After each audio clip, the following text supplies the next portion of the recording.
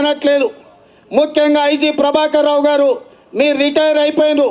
అన్యాయంగా అక్రమంగా intelligence IG Prabhakar Rao గారిని తిరిగి ఎస్ఐబి ఇంటెలిజెన్స్కు ప్రత్యేకమైన జీవో ఇచ్చి 4 ఏళ్ళు అంటే అసలు అన్లిమిటెడ్గా ఎంతకాలమైన కేసీఆర్ ఉన్నంతకాలం ఐజీగా ఉండొచ్చు అని ఆయన పెట్టారు. ప్రభాకర్ రావు గారు మీరు గుర్తుపెట్టుకోండి, ఇవాళ మీరు హ్యాకర్స్ని తీసుకొచ్చి అన్యాయంగా మా కార్యకర్తల నాయకుల ఫోన్లు ట్యాపింగ్ చేసి ఇవాళ ఎవరు ఎక్కడికి పోతుండ్రో, ఏ కార్యకర్తలు ఏ నాయకులు ఏ సభలకు సమావేశాలకు పోతుండ్రో వాళ్ళ ఫోన్లు దొంగతనంగా విని వాళ్ళని అరెస్ట్ చేసే కార్యక్రమాన్ని నువ్వు చేస్తున్నావు. నువ్వు అనుకుంటుండొచ్చు కేసీఆర్ ఉన్నాడని. ఎంతకాలం ఉంటాడో కేసీఆర్ నువ్వు గుర్తుపెట్టుకో. ఇక ఉండేది కేసీఆర్ 2 ఏళ్ళే. వచ్చే రాజ్యం సోనియమ్మ రాజ్యం.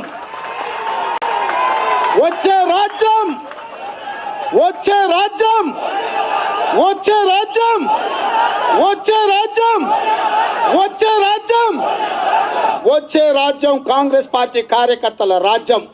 నేను ఇవాళ వేదిక మీద చెప్తున్నా, రాబోయే రాజ్యం కాంగ్రెస్ పార్టీ కార్యకర్తల రాజ్యం.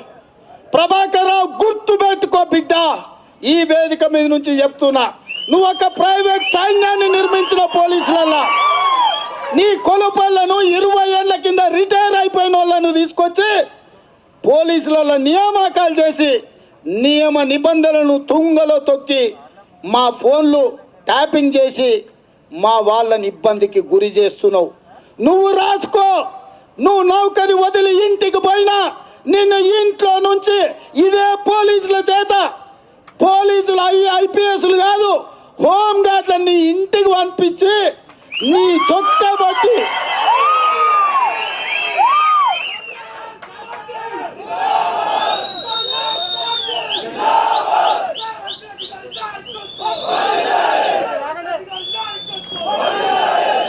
నువ్వు అనుకుంటుండొచ్చు ఆ ప్రగతి భవన్ అట్లనే ఉంటుంది, కేసీఆర్ ఇట్లనే ఉంటాడు, కేటీఆర్ నాటకాలు సాగుతాయని.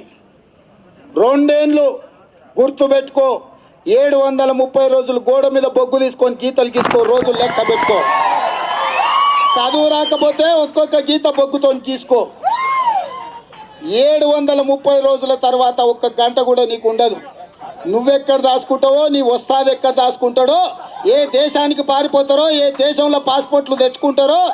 నిన్న మన కేసీఆర్ బంధువులు ఈ దేశం పాస్పోర్ట్లు సరెండర్ చేసి ఇతర దేశాల పాస్పోర్ట్లు తీసుకుంటున్నారు. మదన్న మీరు దృష్టి పెట్టాలి. కేసీఆర్ చుట్టాలు భారతదేశం పాస్పోర్ట్ ఉంటే నియంత్రణ ఉంటుందని చెప్పి చుట్టాలు పక్క దేశాల పాస్పోర్ట్లు తెచ్చుకుంటారు. ప్రభాకర్ రావు నువ్వు కూడా తెచ్చుకోవాల్సిన పరిస్థితి వస్తుంది. పక్క దేశం పోయినా బొక్కలకు పోయినా పొగబెట్టి ఎలుకల్ని బయటికి తెచ్చినట్టు మిమ్మల్ని బయటికి తీసుకొస్తాం. మీరు అనుకుంటుండొచ్చు ఎప్పటి కేసీఆర్ ఉంటారు మమ్మల్ని కాపాడతాడని.